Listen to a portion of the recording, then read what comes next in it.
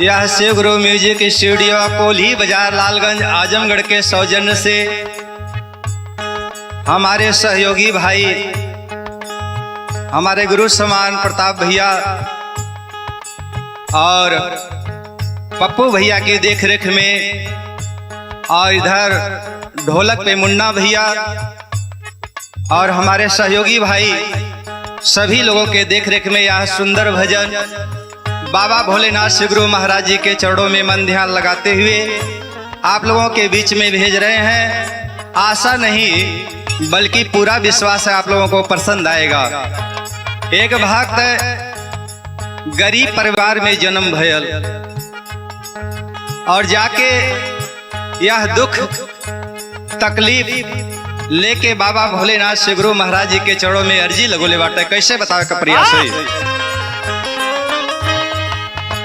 हमारी गरीबिया के जान के बुझिया लाचारी ये भोला, हमारी गरीबिया के जान के बुझिया लाचारी ये भोला, हमारी गरीबिया के जान के बुझिया लाचारी ये भोला,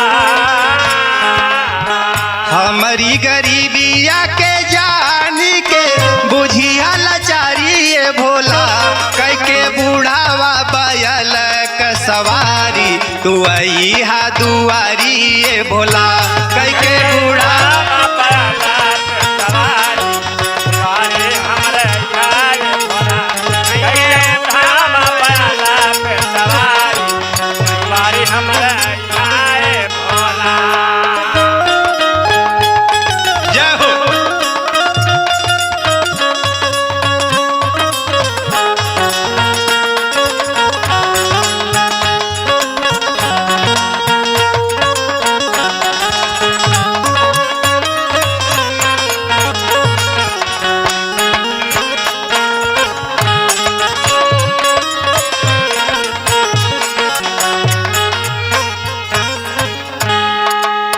जाके भोले बाबा के चरणों में वह भक्त गुहार लगोले बा। कहत बा कैसे। भांगिया धतूर राउर भर बरोज पानिया,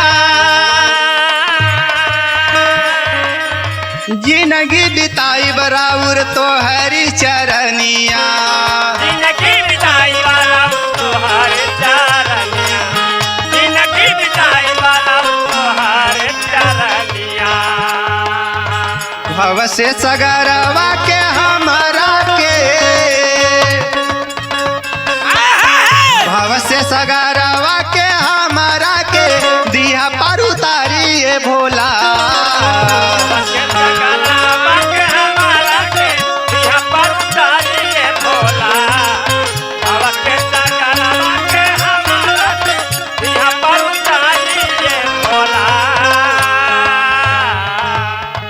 भव से सगरवा के हमरा के दिया पर उतारी ये भोला, कह के बुढ़ावा बैल का सवारी तू अइहा दुआरी ये भोला, कह के बुढ़ावा बैल का सवारी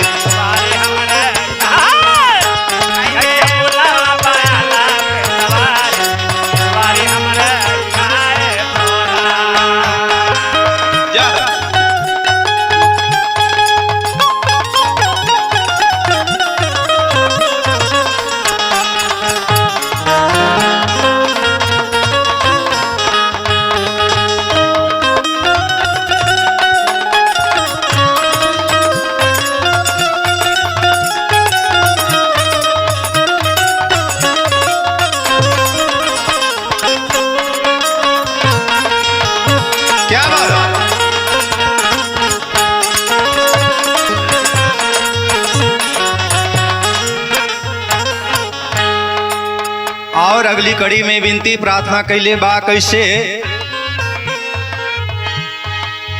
तो हरी चरनिया में पापी तरी गईला, सदन कसाई परम पद पवला, सदन कसाई परम पद पवला, सदन कसाई परम पद पवला, बैजू के दिहला बरदानवा बैजू के दिहला बरदानवा तू मरिया के खाइए भोला।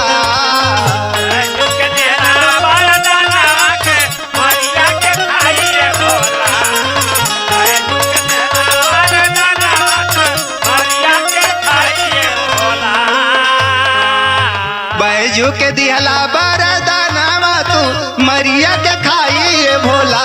कह के बूढ़ावा बैल का सवारी तू अइहा दुआरी भोला। कह के बूढ़ावा बैल का सवारी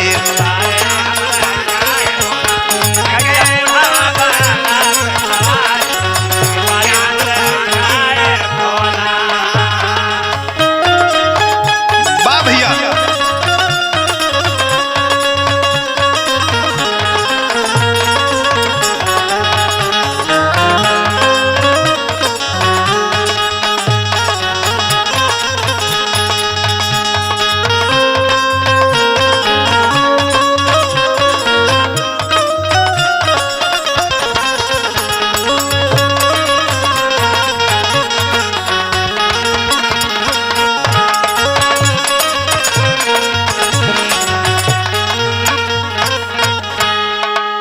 और यह भजन के आखिरी लाइन में भक्त जाके भोले बाबा के चरणों में अर्जी लगोले बा, कहत बा भक्ति भाव नाही बाटे ई गियाना।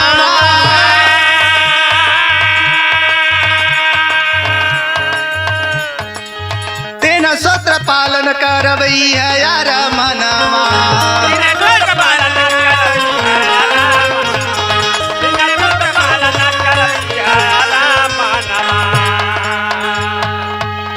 बहिया के हमरे पकड़ी के दिहा पर उतारिए भोला। बहिया के हमरे पकड़ी के दिहा पर उतारिए भोला।